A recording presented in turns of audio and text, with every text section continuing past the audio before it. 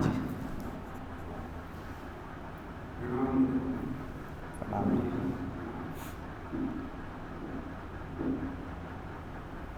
सहज वृत्ति और बुद्धि मतलब हम कई गलती कर रहे हैं बैठ तो हम पकड़ नहीं। बैठ जाइए।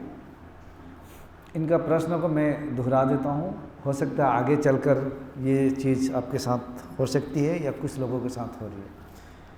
इनका कहने का मतलब है कि हम माला जप करते हैं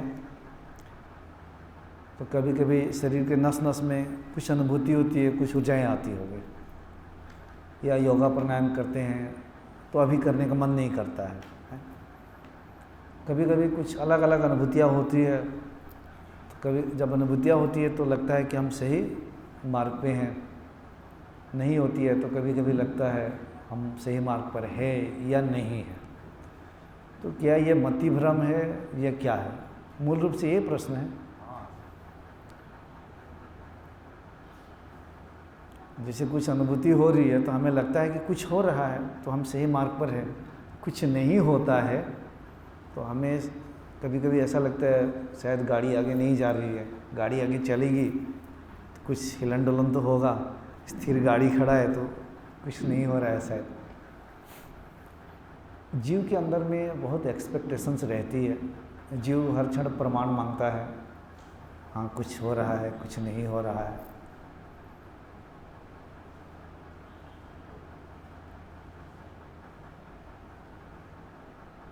अब यह प्रश्न जो है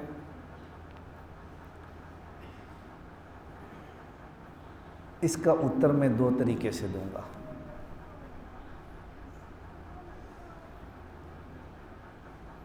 एक तो यह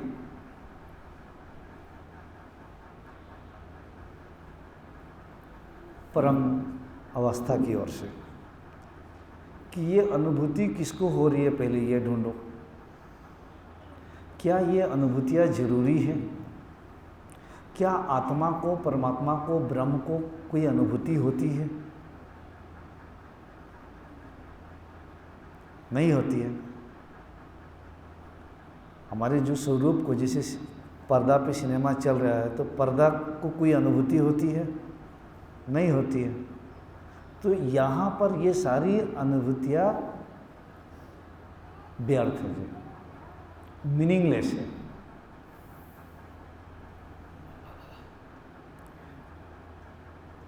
अनुभूति किसको हो रही है, अनुभूति की अपेक्षा कौन कर रहा है, ये जो आई है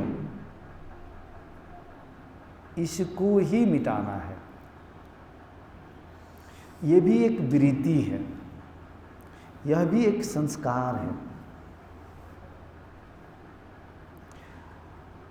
अब यह विचारों में तुरंत नहीं मिट जाएगा, यह यात्रा है। धीरे धीरे धीरे धीरे ये अनुभूति के प्रति जो हमारी अपेक्षाएं बनी हुई है या जो अनुभूतियाँ हो रही है और अनुभूति की अपेक्षा जो कर रहा है, ये सब धीरे धीरे शून्य हो जाएंगे। एक समय इतना ही शून्य और शांत हो जाएंगे, इतने ही सत्य में विलीन हो जाएंगे, कोई आकर लाख चमत्कारी बात कहे तब भी बोलेंगे सब बेकार है, क्योंकि उसमें कोई खिंचाव नहीं है, कोई आकर्षण नहीं है आपके अंदर। आप स्वयं इतना महाशून्य स्वरूप हो गए हैं कि ये सारी छोटी छोटी चीज़ें बस पानी के बुलबुले की तरह है, जो अभी है कल फूट जाएगा। तो ये अनुभूति किसको हो रही है, अनुभूति की अपेक्षा कौन कर रहा है, इस मैं के विचार को आपको देखना है कि इसका उद्भव कहाँ से हो रहा है। यह मैं का विचार का उद्भव कहाँ से हो रहा है। अब ध्यान देना है। ज्ञान मार्ग में जाएंगे तो बहुत गुरु आपको कह देंगे मैं को ढूंढो, मैं के विचार को ढूंढो, मैं के स्रोत को ढूंढो। फिर यह भी कहा जाएगा कि ये जो मैं है सागर, और सागर में जो लहर उठा ये लहर ही मैं है, ये मैं से ही मन का उत्पन्न हुआ। अब सागर और उसके लहर, ये दोनों अलग नहीं हैं। ज्ञान मार्ग का बात बता रहा हूँ। सागर और सागर से लहर जो उठा है, ये दोनों अलग नहीं है। फ़र्क इतना ही है, सागर जैसा है वैसे ही है, पूरा का पूरा है। उसमें से जो लहर उठा है, वो लहर कुछ देर के लिए उठा है, फिर वो लहर उसी में फिर विलीन हो जाएगा। तो जब हम जागृत अवस्था से उठते हैं, तो जब पहला विचार जब मैं आता है, तो ये मैं कहाँ से आया? उसी सागर का एक लहर है। तो इस प्रकार से देखा जाए तो यह मैं मन भी परमात्मा से अलग नहीं है।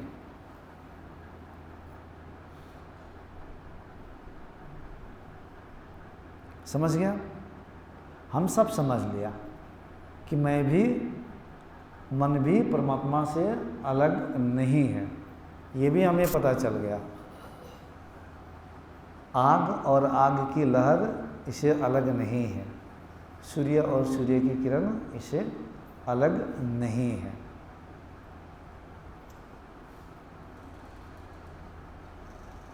अब ये पता तो आपको चल गया, इससे आपका निवारण क्या हुआ, मुझे बताइए। मैं कह रहा हूँ कि आपके अंदर जो मैं है, वो मैं ही ब्रह्म है, वही तुम हो, उसी में रहो, वही तुम्हारा स्व है। तो हो सकता है जो देह में जो मैं को अनुभव कर रहे हैं, उसी अहम को ब्रह्म मान लिया। ये भी यहाँ समस्या हो सकती है। या मेरे बातों में मान भी लिया कि मैं ही ब्रह्म हूँ और अपने स्व यही है, इसी में रहना है। ज्ञान के मार्ग में ये भी आपको पता चल गया।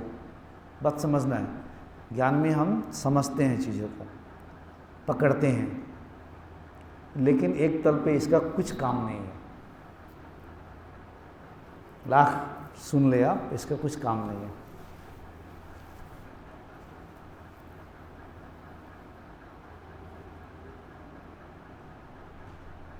सहायक हो सकता है, लेकिन इसका काम नहीं, ये छूट जाएगा। क्यों?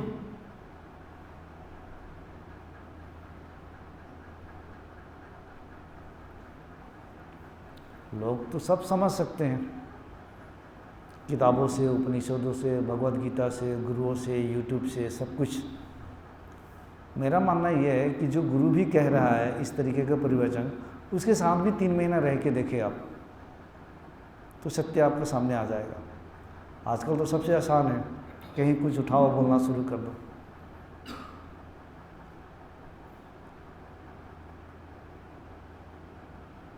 ज्ञान से हमें सब कुछ पता चल गया, लेकिन फिर उसी बात को मैं दोहरा रहा हूँ। हमारे जीव के ऊपर जो आवरण लगा है, वो आवरण साफ हुआ कि नहीं? अब क्या आवरण? वही राग, द्वेष, काम, क्रोध, लोभ, मोह, माया, संस्कार, ये आवरण साफ हुआ कि नहीं? लाख अनुभूतियाँ भी हो रही है, ये आवरण साफ हुआ कि नहीं? लाख आप वेदज्ञ है, वेद उपनिषदों का ज्ञान आप में भरा पड़ा हुआ है, ये खत्म हुआ कि नहीं? या मैं अभी चाहूँ आपको अभी गुस्सा दिला सकता हूँ, तो आप इतने कमज़ोर है कि मैं आपको अपने मुट्ठी में कर लिया जी। अभी मैं हिंदुओं को बुराई कर रहा हूँ, अचानक से देखा कई लोगों का चेहरा बदल गया। अभी आपको मैं, आप इतनी मुझ में शक्ति है कि आपके चेहरे को मैं बदल दिया।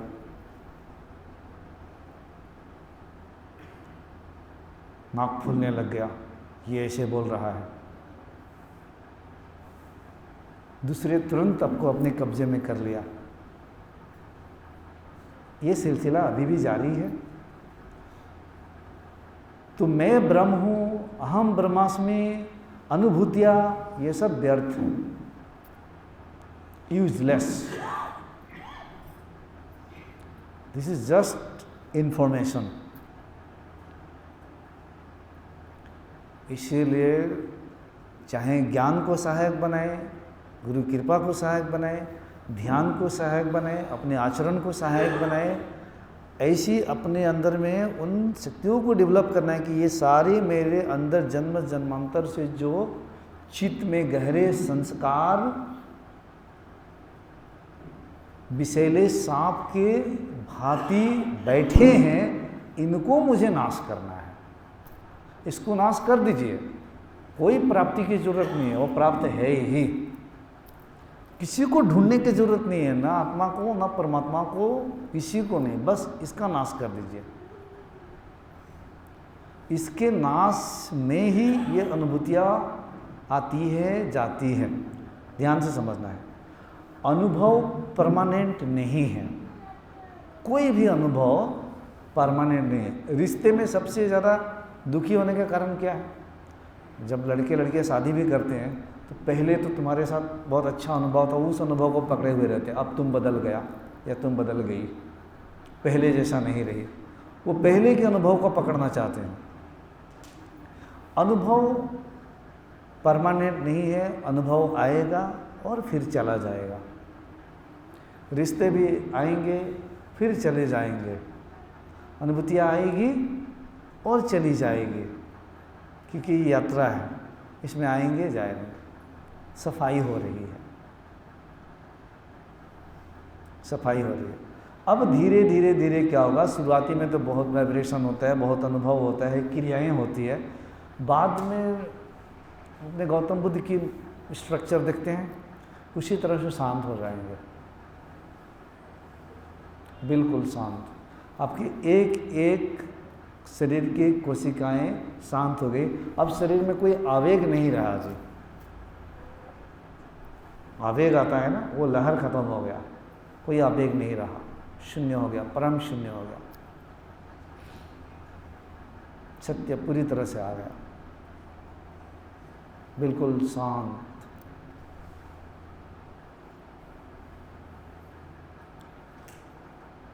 अब अनुभूतियाँ भी नहीं होने वाली है कुछ, तो सारी जो अनुभूतियाँ है एक तल पे क्या है, भ्रम ही है। कौन से तल पे? आत्मा के तल पे। आत्मा के तल पे ये सारे अनुभूतियों का कोई महत्व नहीं है। ये मैं दूसरी ओर से उत्तर दिया,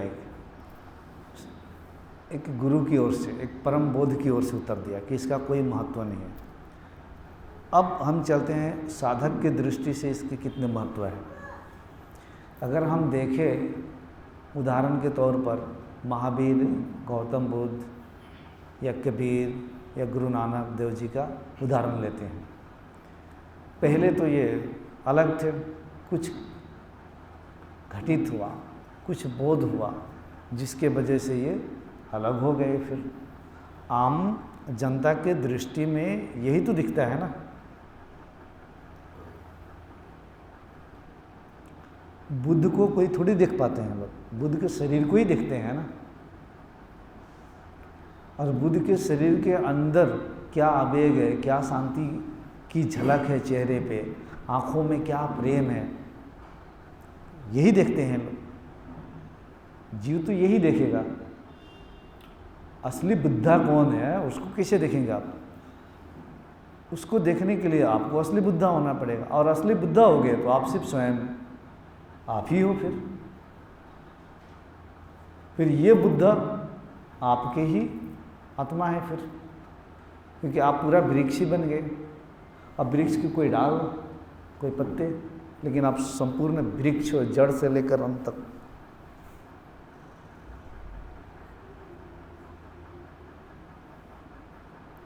जब ये बात जीव सुनता है तो वो घबरा जाता है। क्यों? क्योंकि वो जन्मों जन्मांतर उसकी दृष्टि स्थूल दृष्टि होके रखी है, तो हर चीज़ को तौलता है, स्थूल की दुनिया में ही तौलता है उसको। और स्थूल रूपी एक्सपेक्टेशन ही बनता है उसके अंदर कि स्थूल में कुछ हो। हम इतना विराट है तो हम स्वयं बहुत बड़ा विराट बन गए, या तो ऊर्जा के तल पे या तो शरीर के तल पे। इस अर्थ में विराटता की बात नहीं की जाती है। इस तल पे बुद्ध, सन्यासी, गुरु, महात्मा की बात नहीं की जाती है। शरीर के तल पे नहीं, ऊर्जा के तल पे नहीं। तो साधक के दृष्टि में हमेशा वो शरीर दिखता है, और ये भी देखता है कि इनके साथ कुछ घटित हुआ। निर्विकल्प समाधि लगी, कुंडलिनी शक्ति की अवेकनिंग हुई, या सुनते सुनते समाधि में चले गए राजा जनक की तरह, सुनते सुनते सुनते इतने एकाग्र हो गए कि पार चले गए, संसार रूपी सागर से, इस भव सागर से उस पार में चले गए। और उस पार में चले गए तो उसमें चले जाने के बाद यह जो संसार है अंदर ही अंदर विलीन हो जाता है, अंदर ही अंदर विनष्ट हो जाता है, अंदर ही अंदर यह सब शून्य हो जाता है।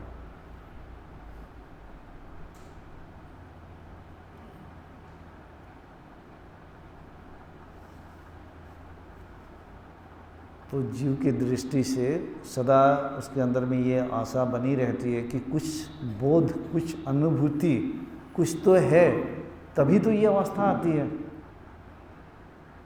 नहीं तो ये अवस्था कैसे आएगी। तो ये भी सही है।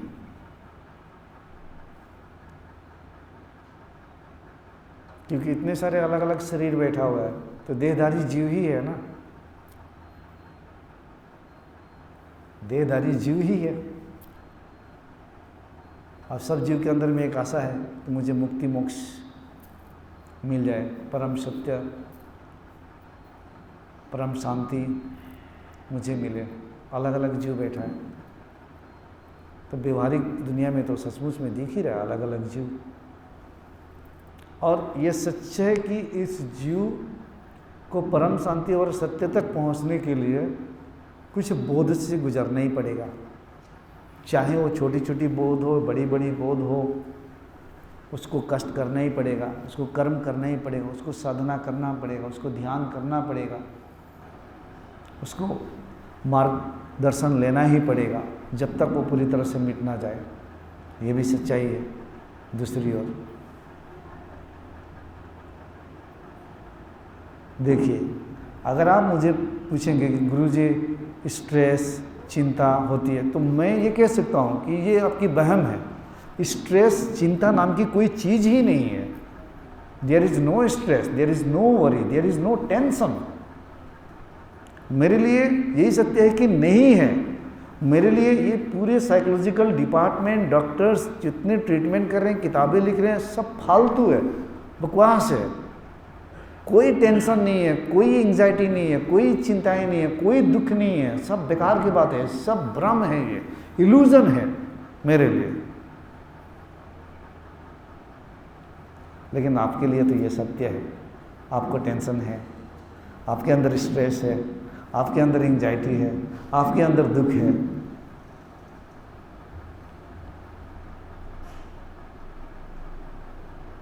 तो आप इन दुखों से परे कैसे जाएंगे। इस प्रकृति में आपको एक यंत्र मिला है, शरीर रूपी यंत्र। इस शरीर के भीतर एक स्पिरिट है, जिसे हम जीव भी कहते हैं, जिसे सूक्ष्म शरीर कहते हैं।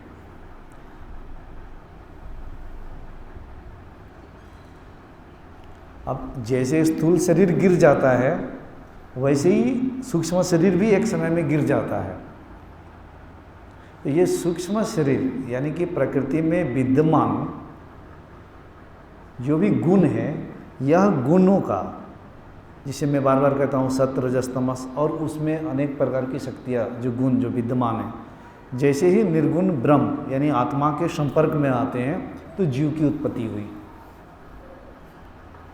वहीं से यात्रा शुरू हो गई।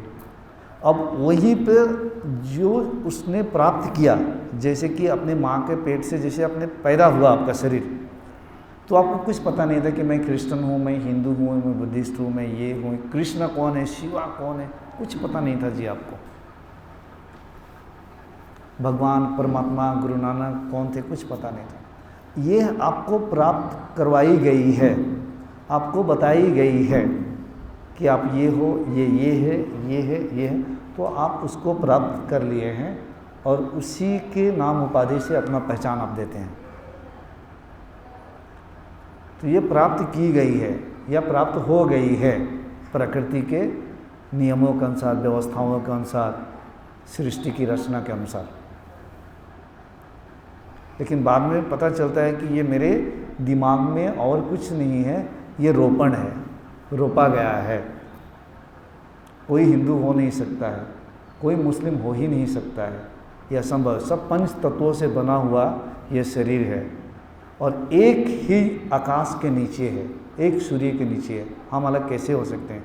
सिर्फ हमारी ये साइकोलॉजी है, विश्वास प्रणाली है, धारणाएं हैं।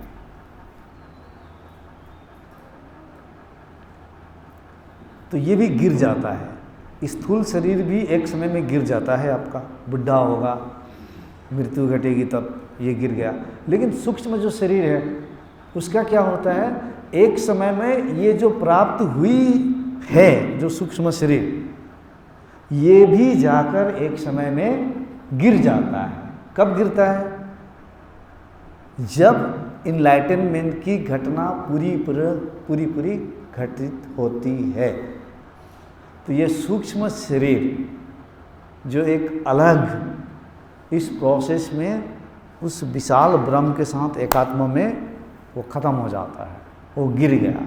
तो जीते जी जीवन मुक्त हो गया, जीते जी जीवन मुक्त हो गया। जैसे स्थूल शरीर गिरता है उसी तरह से सूक्ष्म शरीर भी गिर गया, जाकर ब्रह्म में लीन हो गया। इसे नदी गई और वो नदी सागर में गिर गई। अब उसके बाद क्या होगा? वो ब्रह्म स्वरूप हो गया। अब उसका शरीर, और शरीर में बह रही है जो चेतना, ये समष्टि आयाम में होता है, समष्टि रूप में होता है। समष्टि का मतलब है ब्रह्मांडीय स्तर पे होता है, यूनिवर्सल स्तर पे होता है, व्यक्तिगत स्तर पे नहीं होता। अभी भी आपका कोई भी घट नहीं है, व्यक्तिगत स्तर पे कुछ भी घटित नहीं हो रहा है। इसके पीछे सब एक बड़ा सा ब्रह्मांडीय कंप्यूटर के अंदर ही घटित हो रहा है। ऐसा भ्रम है कि आपको लग रहा है कि मैं आ रहा हूँ, मैं जा रहा हूँ, मैं कर रहा हूँ, लेकिन आपके आने जाने, खाने पीने के पीछे कुछ प्लानिंग है, वो ब्रह्मांडीय प्लानिंग है, योजना है, कुछ नियम है जो यूनिवर्सल कॉन्शियसनेस के अंदर होता है। उसी को कहते हैं समष्टि स्तर पे हो रहा है। व्यष्टि पे क्या है? जब तक हमारे अंदर अहम है, मैं है, तो ये व्यष्टि रूप में आ गए, व्यक्तिगत आत्मा पे आ गए, वह समष्टि रूप होता है। जिसे अब सूर्य को मान लीजिए, तो जब हमारी गैलेक्सी के सूर्य को कहते हैं सूर्य देव, सूर्य हमारा सूर्य, तो यह व्यष्टि सूर्य हो गया। या पृथ्वी को ही ले लीजिए आप, पहले भी मैं कह चुका हूँ, पृथ्वी, तो हम जिस पृथ्वी पे, ये व्यष्टि है, ये हमारी पृथ्वी व्यष्टि है। एक पृथ्वी है, पृथ्वी तत्व है जो कि हर जगह विद्यमान हो भी है प्रकृति में, पृथ्वी तत्व, वह समष्टि हो गया। सूर्य तो अग्नि तत्व, एक तो हमारा सूर्य जो आग के गोला दिख रहा है, ये क्या हो गया? व्यष्टि रूप में। जो सूर्य तत्व है, जो विद्युत तत्व है, जो अग्नि तत्व जो है, जो आपके अंदर भी अभी भी है, वो अग्नि तत्व निकल गया तो ये शरीर डेड बॉडी हो गया। जल तत्व भी निकल गया तो डेड बॉडी हो गया। मृत्यु के समय होता क्या है? पहले आपकी पंच इंद्रियां काम करना, पंच कर्म इंद्रियां काम करना बंद करती है, उसके बाद पंच ज्ञान इंद्रियां काम करना बंद करती है, उसके बाद ये पंच महाभूत एक एक जो एकत्रित हुआ है, एक्युमुलेशन हुई है, ये भी धीरे धीरे अपने आप को छोड़ देता है और अपने फिर कारण में विलीन हो जाता है। तो इन सब प्रक्रिया में जो हो रही है, क्या है जो रहता है, वो है सूक्ष्म शरीर। जब स्थूल शरीर की अंतिम संस्कार होता है, उसी प्रकार से सूक्ष्म शरीर का भी अंतिम संस्कार होता है। स्थूल शरीर खाना पीना, वायु, जल, अग्नि, इससे आपने एकत्रित कर लिया है, ये भी एक समय में अपने कारण में जाएगा। सूक्ष्म शरीर का भी विनष्ट होना एक दिन निश्चय ही है, उसका भी विनष्ट जैसे होता है सूक्ष्म शरीर, जो कि व्यष्टि, मैं आत्मा, अलग आत्मा, मैं, ये इसका जैसे नाश होता है, तो फिर आपका अंदर से अहम का पूरी तरह से विनष्ट हो गया, तो आप बुद्ध स्वरूप हो गया।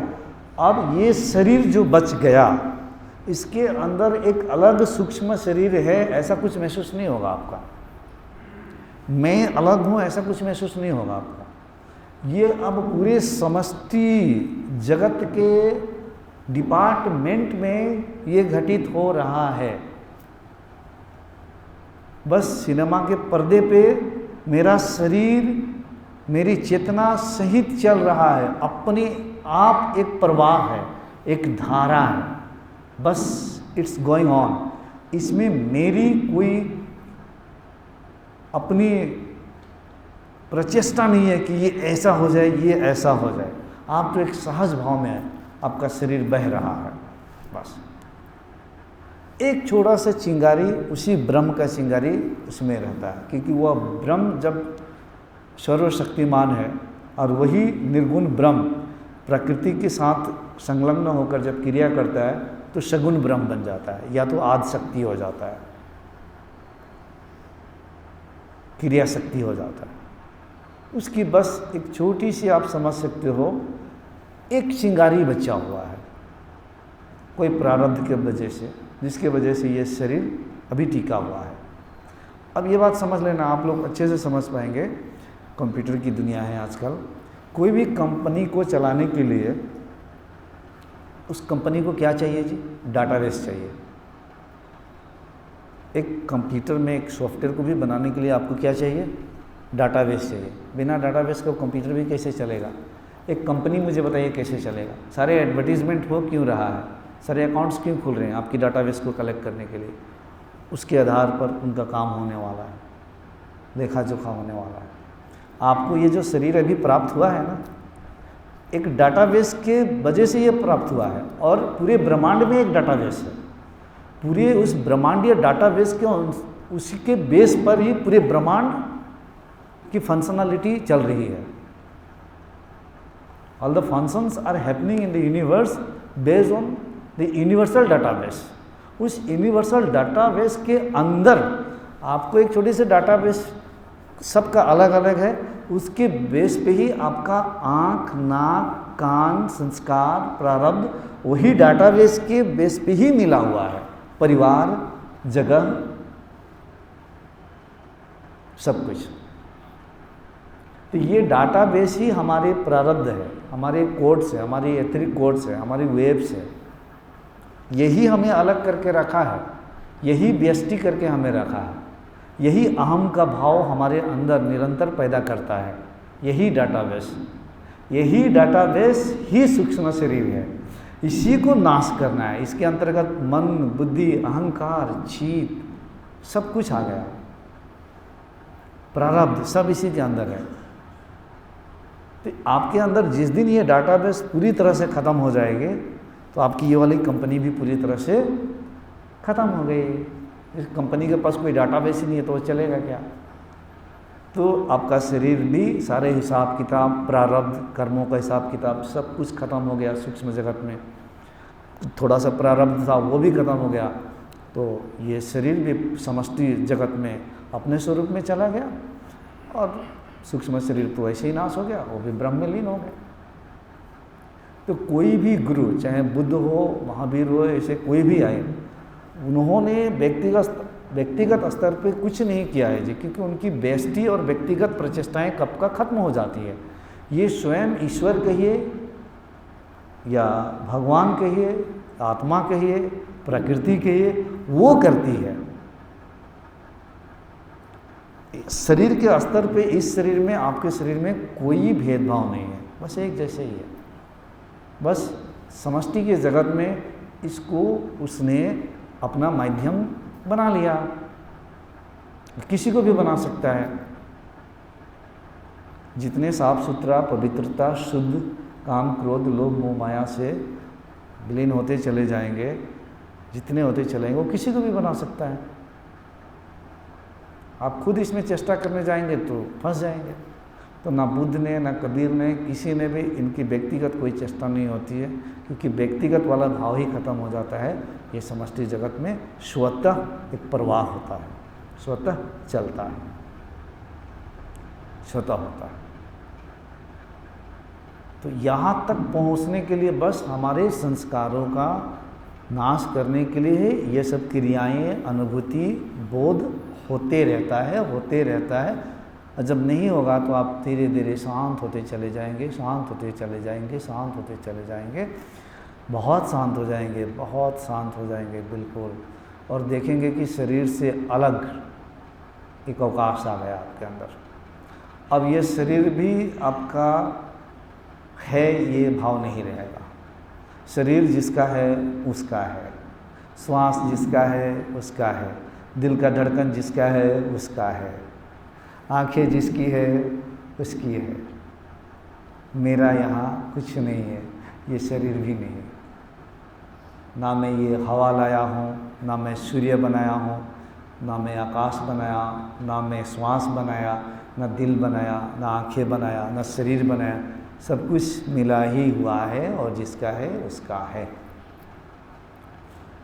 यही अवस्था होता है कैवल्य का अवस्था, यही अवस्था होते हैं मुक्ति की अवस्था, यही अवस्था होता है शिव स्वरूप की अवस्था। और मैंने कह तो दिया ये अवस्था, लेकिन वास्तविकता यह है कि ये अवस्था भी नहीं है। जैसे हम अवस्था कहते हैं तो हमारा मन सोचने विचारने लगता है, अच्छा ये अवस्था है, तो कोई अवस्था को पकड़ना चाहता है, तो इसके पीछे ये अवस्था भी नहीं है। इसीलिए कभी कभी मजबूरन कहा जाता है कि यह कुछ नहीं है। क्यों कुछ नहीं है? क्योंकि फिर कुछ कह देंगे तो आप कुछ स्थूल चीज़ समझकर उसको पकड़ना चाहेंगे, प्रकाश के रूप में, फोटो के रूप में, कल्पनाओं में पकड़ना चाहेंगे। ध्यान रखना, बात समझ में आई? अभी अपने आप को सेवा, समर्पण, ध्यान जो हो रहा उसमें डुबो दीजिए, वो अपने आप साफ हो जाएंगे। सहजता होनी चाहिए, चाहे आप ध्यान करो, हो रहा है तो हो रहा है, नहीं तो वो सहजता। हाँ, आप उसमें इतना याद रखना है कि अभ्यास कभी भी व्यर्थ नहीं जाता है। जब तक मन में ऐसा विचार चलता है कि ये क्या है, ये क्या नहीं है, यही सत्य है, कभी आपको पकड़ में आ गया कि यही सत्य है, मुझे आकर बोला ठीक है, फिर भी मैं कहूँगा अपने अंदर की देखना, तुम्हारे संस्कार सब मिटे या नहीं मिटे, अभी भी तुम परेशान होते हो क्या छोटी छोटी बातों से, तो इस सत्य का भी गोली मार दो, इसका भी कोई हमें काम नहीं है। हम परम शांत हो गए या नहीं, हमें परम शांति मिली या नहीं। परम शांति का मतलब क्या है? मैं बार बार वर्ड परम यूज़ करता हूँ। एक शांति क्यों यूज़ करता हूँ ये भी बता दे रहा हूँ। एक तो शांति मिली, कैसी शांति मिली? अभी आप लोग यहाँ 4 दिन बैठेंगे तो कितने लोगों को शांति मिलेगी? परम शांति की एक झलक मिलेगी। क्यों? बहुत सारे स्त्रियों को तो अच्छा लगेगा, और ज़्यादा अच्छा लगेगा। क्यों अच्छा लगेगा? पहले जैसे मैंने स्त्रियाँ कहा तो आप लोग बिंदिया पहन कर मत बैठिएगा सेशन में, हाँ, ठीक है ना, हमें बिंदी मत लगाइएगा सेशन में। क्योंकि ये घर पे जब होती है मैक्सिमम, तो खाना बनाओ, घर की सफाई करो, परिवार को संभालो, उनकी रूटीन जो होता है, चाहे कोई कारण से पूरा भारत बंद हो जाए, दुकान, बिजनेस, ऑफिसेस बंद हो जाए, लेकिन घर की स्त्रियों को बंद नहीं होना पड़ता, उसको तो निरंतर चालू ही रहना पड़ता है, कामों में, इसमें उसमें, खाना पीना में। तो यहाँ आकर तो 4-5 दिन खाना पीना बनाने को मिलता नहीं है, बनाया हुआ मिलता है। आराम से आओ, आराम से घूमो फिरो, जाओ, ये करो। तो ऐसे ही आधा शांति तो ऐसे ही घट जाती है, आधी शांति तो ऐसे ही आ जाती है ना। आराम से हो, आराम से गंगा के किनारे जाओगे, बैठेगा, कितना मज़ा आ रहा है, हवा आ रही है, ऐसे खाना पीना बन रहा है, नहीं बन रहा है, उसकी कोई टेंशन नहीं। समय पाना है, खाना है, फिर ध्यान में आकर बैठना है, फिर जाना है वापस, फिर करना। आधी शांति तो ऐसे ही आ गई सबके अंदर। वापस जब घर में जाओगे तब पता चलेगा। तो इसको मैं कहता हूँ, या कोई रेस्टोरेंट में चले गए, भरपेट खाना खा लिए, मन मुताबिक मिल गया, कोई तारीफ भी कर दिया, कोई अच्छी न्यूज़ आ गई, सुन लिया, तो भी बड़ा मज़ा आया, खाकर भी आनंद, और कुछ शांति घटित हुई थोड़ी देर के लिए। तो ये छुटपट डिस्काउंट, कपड़े खरीदते हैं, डिस्काउंट मिलता है ना, ये डिस्काउंट टाइप का शांति है। थोड़ा बहुत कहीं मिल गई, घूमने फिरने गए, वहाँ मिल गई। अब शांति यहाँ थोड़ी रखी, शांति तो वहीं जिस घर को छोड़ के आए वहाँ पर भी है। ये तो धोखा हो गया आप लोगों से कि यहाँ शांति है, वहीं पर है, जहाँ से आए हैं वो तो शांति वहीं पर ही है, और यहाँ पर भी है।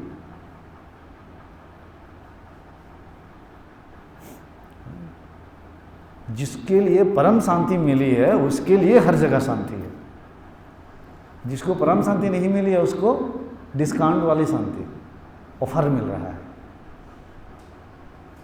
अब ये शांति मिली, सेशन के 4 दिन बाद बाहर गए, जब तक गुरु, ये तो पक्का है कि हमारे पास रहेंगे आप, तो निरंतर शांति गहरी होती चली जाएगी, गहरी होती चली जाएगी।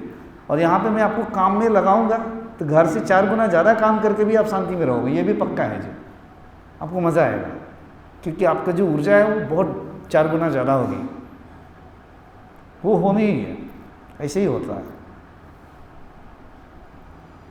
सोना होना भी धीरे धीरे कम हो जाता है, ऊर्जा हो जाते हैं, क्योंकि positivity, vibration, energy field change हो जाती है ना। हम ब्रह्मांड के एक अलग आयान के साथ कनेक्ट हो जाते हैं। यहाँ से निकले, बस स्टैंड पे जाए, बस आने वाली है, लोग आने वाले, भीड़ भाड़ में चढ़े, ये शांति तुरंत माइंडसेट चेंज हो जाएगा आपका। तुरंत वाइब्रेशन जो फ्रीक्वेंसी है वो आप अभी गुरुजी वाला पकड़ के रखे थे, वहाँ क्या आम जनताओं की फ्रीक्वेंसी में आ जाएंगे। अब वो फ्रीक्वेंसी में आने का मतलब क्या है कि आपके अंदर में जो विचारों का थॉट प्रोसेस जो चल रहा था अब उस टाइप का चलना शुरू हो जाएगा। तुरंत ये शांति चली गई आपका, जो short period of the time के लिए जो शांति मिली थी ये चली गई। बस यहाँ से बस स्टैंड तक पहुँचते ही चली जाएगी, आप लोग ट्रेन में चढ़ते ही चली जाएगी।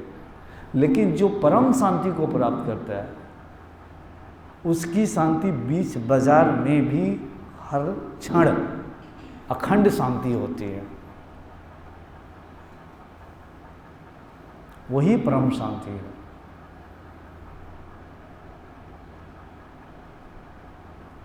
ब्रह्मांड में कोई भी शक्ति में इतनी शक्ति नहीं है कि उसकी शांति को भंग कर दे। वही परम शांति है।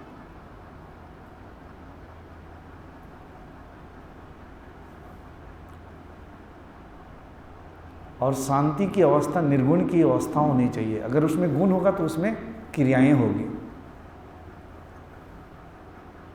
जो निर्गुण है उसी में तो क्रियाएं नहीं है, तो वही परम निर्गुण ब्रह्म स्वरूप हो जाना ही परम शांति की प्राप्ति है।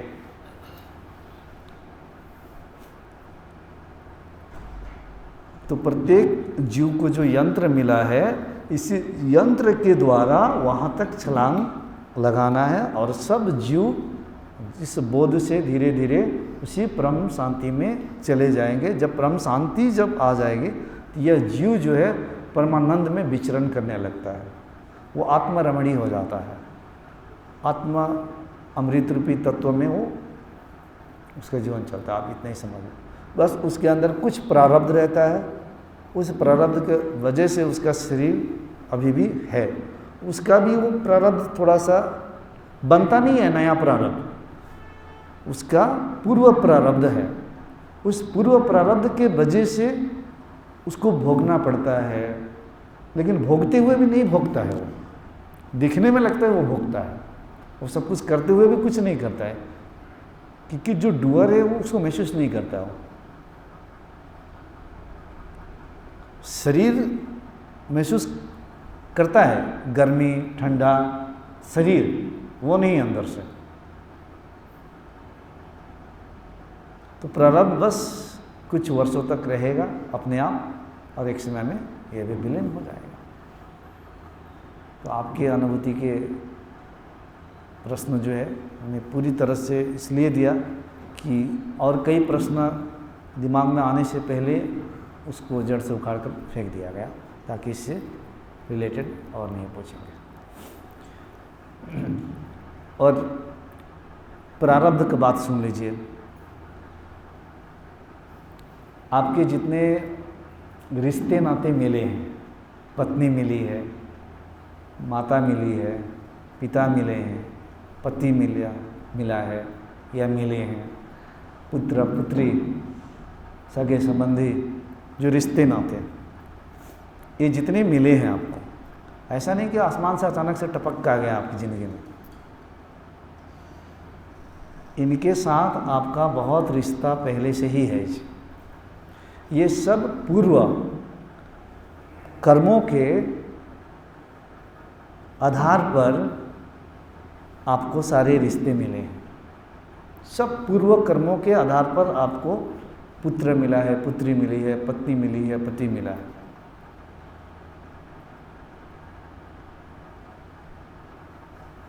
उदाहरण के तौर पर पूरे समाज में देखना आप, पुत्र जब मिलता है तो सबका पुत्र एक जैसा ही पुत्र नहीं मिलता है। पुत्र भी आपको 4 प्रकार के मिलते हैं, या पुत्र पुत्री कोई भी हो, मैं आपको जस्ट पुत्र शब्द लेकर उदाहरण ही दे रहा हूँ। पुत्र की जगह में पुत्री भी हो सकती है, पत्नी भी हो सकती है, पति भी हो सकते हैं, माता पिता भी हो सकते हैं। तो उदाहरण के तौर पर किसी एक माता पिता को जब पुत्र मिलता है तो वो भी पूर्व कर्मों के आधार पर ही मिलता है, और वह पुत्र 4 प्रकार के हो सकते हैं। किसी किसी को देखना पुत्र ऐसा मिलता है वह सुपुत्र होता है। आप लोगों ने शायद ये शब्द सुने होंगे, ऋणानुबंध। ऋणानुबंध कहा जाता है। ऋणानुबंध का मतलब है आपने अगर किसी का ऋण लिया है, अभी ऋण का हिसाब किताब पूरा हुआ नहीं है, तो आप ऋणानुबंध में हैं। वही आदमी आपका पुत्र बनकर आएगा जी आपके जीवन में। आपने ऋण खाकर चुकता नहीं किया है, और यह पुत्र आपके सारे बैंक अकाउंट का नाश करेगा। आपको कदम कदम पर पैसा निकालो कहेगा, लेकर ही छोड़ेगा, पैसे को डुबो कर ही छोड़ेगा, लेगा ही। ये उदाहरण दे रहा हूँ, इस तरह से हर रिश्ताएं हैं।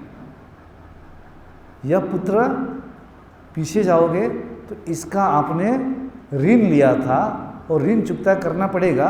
वो पुत्र बनकर आया है और बाप का ही गला पकड़कर वो सारा ऋण चुकता करना पड़ेगा बाप को। ऐसे कितने होते हैं, पढ़ाई लिखाई के चक्कर में जाते हैं, हॉस्टल में रहते हैं, यहाँ रहते हैं, लाखों लाखों नष्ट करते हैं, दारू पीते हैं, बर्बाद कर देते हैं अपने बाप को सारा ले लेकर, वो परेशान हो जाता है। कितने ऐसे पिता होते हैं जो डॉक्टर है, इंजीनियर है, साइंटिस्ट है, लेकिन पुत्र जो निकल जाते हैं, ऐसे निकल जाते हैं, उनका विनाश का कारण ये बन जाते हैं पुत्र। लेकिन सबके नहीं, सब डॉक्टरों के पुत्र नहीं, सब इंजीनियर के पुत्र नहीं, सब टीचरों के पुत्र नहीं, कोई कोई ऐसा होता है जिसके साथ जो रिश्ता है। तो एक ऋणानुबंध वाला रिश्ता मिलेगा आपको, चाहे वो पुत्र की जगह में पत्नी भी हो सकती है, पिता भी हो सकते हैं, कोई भी हो सकता है।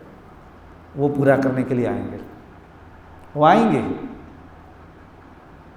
जो जो बाकी है वो पूरा करवाएंगे और लेंगे ही आपसे।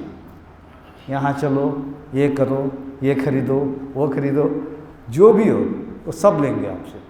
कुछ लोग आते हैं मुझसे कहते हैं, पिछली बार भी आए थे, पेशा से इंजीनियर थे, गुरुजी, लंबी कहानी बताए, सब नहीं बताऊंगा। वो कहने लगे कि मेरी पत्नी के साथ मेरा रिश्ता ठीक ठाक ही था, लेकिन अब मेरा भी पता नहीं क्या मूड हुआ कि मेरे जो घर की जितनी संपत्ति है, कुछ पत्नी के साथ बातचीत हुई होगी, उसके छोटे बच्चे भी था, तो पत्नी के नाम पे मैंने कर दिया। उसने कही होगी शायद मेरे नाम पे कर दो, ज्वेलरी वुलरी जितना है सब कुछ हो रखी, संपत्ति घर उसके नाम पे करवा दिया किसी कारणवश से। जैसे ही नाम पे करवा दिया, 2 दिन के बाद पत्नी ने उसको अपने घर से निकाल दी, सारे ज्वेलरी ले ली, सारे घर ले ली। कह रहा आज 20 साल हो गया मैं एक कोठरी में रहता हूँ, कोठरी में सारा कमाई धमाई एक झटका में मेरा ख़त्म हो गया। और शेयर करते करते इससे हाथ हो गया, मैं तो उसकी माँ को भी नहीं छोड़ूंगा, उसके बाप को भी नहीं छोड़ूंगा, उसको भी नहीं छोड़ूंगा। अपने थोड़ा सा गुस्सा में आ गया, तो मैंने कहा तुम गलत गुरु के पास में आ गए, ये नहीं छोड़ूंगा, नहीं छोड़ूंगा, तुम्हें सब कुछ छोड़ना पड़ेगा।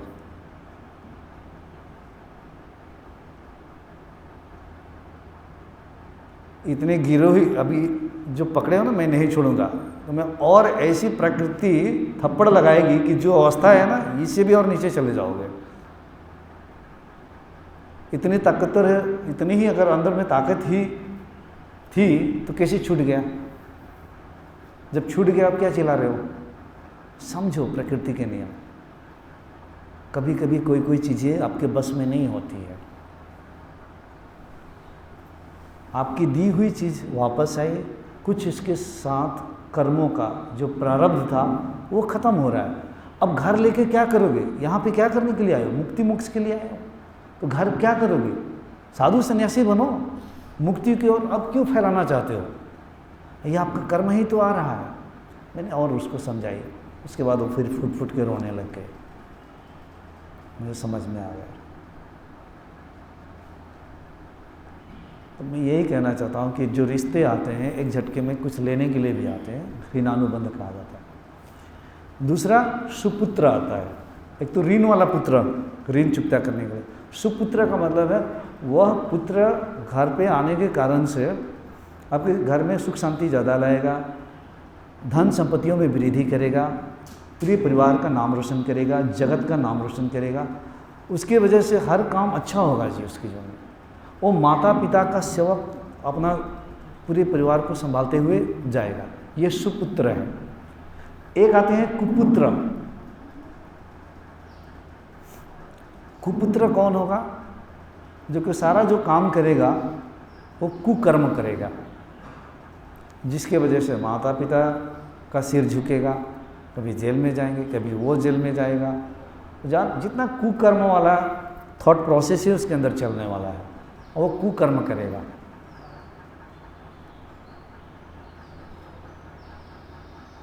हो सकता है अपने माता पिता से वो सेवा करवाएगा, सेवा करो मेरा। सुपुत्र क्या है? वो सेवा करेगा। अब सुपुत्र क्यों है? वो सेवा इसलिए करेगा कि उसके पीछे जाएंगे तो उनके माता पिता उनका बहुत सेवा किए थे, उनका माता पिता उनका बहुत सेवा किए थे। उसी पूर्व कर्म के आधार पर इस जन्म में ये बेटा बनकर वो उस माता पिता का सेवा कर रहे हैं। और जो कुपुत्र बना है, पिछले टाइम उसके माता पिता ने ऐसा कर्म किया था उसके साथ या किसी के साथ, अब कुपुत्र बनकर आया है बदला लेने के लिए, क्योंकि ये प्रकृति का नियम है। प्रकृति अपने नियमों में खुद ही बद्ध है। जिसे कृष्ण कहते हैं ना कि मैं खुद ही प्रकृति के नियमों में बद्ध हूँ। एक बीच में आएंगे कुपुत्र और सुपुत्र, दोनों साथी। कुछ अच्छा भी कर्म करेंगे, कुछ बुरा भी कर्म करेंगे। आप घर घर में जाके देख लेना, किसी की पत्नी बहुत अच्छी होती है, किसी की पत्नी 50-50 होती है। आधी अच्छी है, आधी अच्छी नहीं है। मतलब आधी अच्छी व्यवहार करेगी, आधी अच्छी व्यवहार नहीं करेगी। या पति भी कभी बड़ा अच्छा हो जाएगा, कभी अच्छा नहीं होगा। कोई कोई पति है रामस्वरूप, जितना भी कुछ भी बोलो वैसे ही रहेंगे, हर ऊंच नीच में वैसे ही रहेंगे। तो आप सभी के जो रिश्ते नाते मिले हैं पूर्व कर्मों के आधार पर मिले हैं, उनका भी सम्मान कीजिए। होश में आना पड़ेगा, और आपकी ही कर्म कभी आपसे ही वह एनर्जी रिलीज हुई है और वापस आप तक उन्हीं रिश्ते नातों के माध्यम से आप तक पहुंचेगी। आप इस जन्म में नहीं जागेंगे तो और बिजनेस फैलाइए और आगे भीड़ बढ़ाइए, और इस भीड़ में खुद भी खो जाइए और लड़ाई झगड़ा करते रहिए, हाथ पैर तोड़ते रहिए, तोड़वाते रहिए। फिर या अब इसको बंद भी करना है। लड़ाई झगड़ा, भीड़ भाड़, रिश्ते नाते, बहुत कुछ हो गया। अब हमें विराम देना है, अब विश्राम चाहिए। तो विश्राम चाहिए तो ऐसे रिश्ते नातों से जो एनर्जी, जो ऊर्जाएं, जो कर्म आप कर चुके हैं वो आएगी आप तक। तो गुरु को याद करना, और गुरु जी कम से कम आपके आंखों के सामने बैठकर, या आप कभी भी इंक्वायरी लेंगे तो चाहे जैसी भी आए उसी प्रकार से अपने आप स्वतः सब कुछ स्वीकार हो जाएगा। अब नहीं भी हो रहा है तो प्रयास कीजिए। इसी जगत पे, इसी पृथ्वी पर अगर मेरा ये शरीर कर सकता है तो आपका क्यों नहीं कर सकता है? आप में और हम में कैसा भेद? तो एक ही एक दूसरे का स्वरूप है। एक कदम आगे बढ़ाइए, गुरु का सहारा लीजिए, जब उस चोटी पे पहुंच जाएंगे, ना गुरु है ना शिष्य, लेकिन शुरुआती में एक सहारा लीजिए। याद कीजिए कि मुझे रिश्ते नाते से जो भी ऊर्जाएं आएगी, जो भी प्रारब्ध आएगा, तब भी मुझे शांत ही रहना है। कभी अपने सेल्फ डिफेंस के लिए कुछ करना है, उस वक्त निष्काम भाव से करें, निष्काम भाव से कर्म करें। निष्काम भाव भी आपको आत्मा जागरण तक लेके जाता है। अभी से करें ना निष्काम कर्म, निस्वार्थ कर्म, इच्छा रहित कर्म। इच्छा रहित कर्म क्या है? हम जो कर्म कर रहे हैं उसमें हमारी फीलिंग्स, इमोशंस, भाव या इसका रिजल्ट, आउटकम ये होगा वो होगा, इन चिंताओं से मुक्त होकर जो भी हम कर्म करते हैं वही निष्काम कर्म है। और निष्काम कर्म का प्रैक्टिस सबसे अच्छा हो सकता है अपने परिवार के लिए नहीं, बाहर निकलकर थोड़ा करने के लिए प्रयास कीजिए। जो आपको लगता है ये मेरा दुश्मन है, ये ऐसा है, उसी का हेल्प करना शुरू कर दे, वो जल्दी अहंकार गिरेगा, टूटेगा। जो लोग आपको ज़्यादा डिस्टर्ब करते हैं, परेशान करते हैं, उसी को अंदर अंदर शुभ भावना भेजे, उसका सेवा करें, उसके लिए प्रार्थना स्टार्ट कर दे। वही तो परीक्षाएं हैं। जो आपको लगता है ये अच्छे लोग हैं, वो लोगों से अहंकार और निर्मित हो जाएगा। जो लोग आपको लगते हैं ये बुरे लोग हैं, अगर आप में मजबूती है तो उनके समक्ष जाइए, वही आपका परीक्षा ले रहे हैं। प्रकृति और गुरु उनके माध्यम से ही परीक्षा लेंगे। आपका बार बार हम तारीफ करेंगे तो आपको पता ही है, तारीफ करने से सबके मन के अंदर लड्डू फूटने लगता है, प्योर घी का, शुद्ध घी का। तारीफ किसको अच्छा नहीं लगता है? कुछ भी तारीफ कर दे अच्छा लगने लगता है। उसके कपड़े का तारीफ करे, पद प्रतिष्ठा की, सुंदरता की, आवाज़ की, कोई भी चीज़ की तारीफ कर दे अच्छा लगने लगता है। और वही पूरा समाज सिखाता है, ताली मारो, ताली बजाओ, बच्चे भी उछलने कूदने लगते हैं। अब बड़े होते हैं तो बच्चे को भी क्या चाहिए? ताली चाहिए। ताली नहीं मिलती है तो यहाँ पे समस्या खड़ी हो जाती है, आतंकवादी के रूप लेने लगते हैं। मुझे ताली चाहिए, मुझे जगत की अटेंशन चाहिए, मुझे लोगों की ध्यान चाहिए, मैं सेंटर पॉइंट बनना चाहता हूँ, सबकी दृष्टि मुझ पर हो। यही तो कर रहे हैं भौतिक की जगत में, चाहे बिजनेस के माध्यम से, चाहे नाच गाकर, चाहे कपड़े खोलकर, चाहे किसी भी माध्यम से, कहीं कुछ उसकी साइकोलॉजी पीछे यही है कि सबके ध्यान को मैं आकर्षित करके मैं सेंटर बन जाऊँ। क्योंकि ध्यान को आकर्षित इसलिए करना चाहते हैं क्योंकि वहाँ से उनको एनर्जी मिलती है जी, वहाँ से भी उनको एनर्जी मिलती है। वही गुलामी वाली बात हो गई फिर। तो तारीफ से हमारे अंदर अहंकार निर्मित हो जाता है। अगर देखेंगे तो लड्डू फूटने लगते हैं अहंकारों की। एक व्यक्ति है बार बार वो तारीफ नहीं करता है, आपकी बुराई करने लगता है, आपकी कमियों के बारे में बोलते रहता है, तो कुछ तो ट्रेनर्स या मोटिवेशनल स्पीकर्स ये कहेंगे कि जहाँ से आपको पॉजिटिव एनर्जी मिल रही है उनके ही संग में रहिए, ताकि वहाँ से एनर्जी मिलती रहेगी। और जो लोग आपके बारे में बुरा सोच रहे हैं, जो लोग नेगेटिविटी उनसे प्राप्त हो रही है या क्रिटिसिज्म करते हैं, उनसे दूर रहिए। शुरुआती में ठीक है, लेकिन उच्च तल पे मैं कहता हूँ उनके पास रहिए, तभी तो परम शांति की बोध आपको पता चलेगा कि इनकी बातों से भी अब मैं डिस्टर्ब नहीं हो रही हूँ। जो तारीफ़ करते हैं वो अक्सर आपको नीचे गिरा देंगे, याद रखना है। मैं भी तारीफ़ वरीफ ज़्यादा नहीं करता हूँ, कभी कभी डांट भी लगती है, आपकी आशाएं की उल्टा विपरीत होने लगती है। मैं गुरुजी के पास आया हूँ इतने दूर से, इतने दुखों से, गुरुजी के शिष्य हूँ, या अभी नहीं हूँ या बनूँगा, बाद में देखूँगा, तो भी आप सोचेंगे कि गुरुजी बड़े ही प्यार से हमेशा बुलाते रहेंगे। ऐसा नहीं हो सकता, कभी नहीं भी बुला सकते, क्योंकि मैं प्यार से बुलाते बुलाते बुलाते फिर उसी प्यार का भूखा पड़ जाओगे आप। तो इसीलिए सगे संबंधियों से तारीफ आए या ना आए, चेक करना है। तारीफ कोई करे तो अंदर में अच्छा लग रहा है तो ये भी अहम को अच्छा लग रहा है, तब भी दृष्टा भाव से देखने लग जाए। और जब कोई तारीफ नहीं कर रहा है, कोई नेगेटिव कमेंट दे रहा है, तो भी अंदर देखे, तो भी कौन डिस्टर्ब हो रहा है, किसको बुरा लग रहा है? वो भी अहम को। अहम मतलब अहंकार को, उसको बुरा लगने लग गया और अहंकार को ही अच्छा लगता है।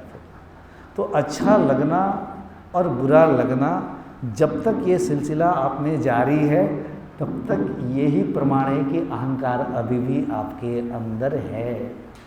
जिस दिन अच्छा लगना, बुरा लगना, शुद्ध अशुद्ध इन सब से परे, ना अच्छा लगता है ना ही बुरा लगता है, इनसे परे चले गए, आसमान के भांति, ना आसमान को बुरा लगता है ना आसमान को अच्छा लगता है, लेकिन आसमान के अंदर अनंत कोटि ब्रह्मांड में लाखों करोड़ों घटनाएं घटित हो रही है।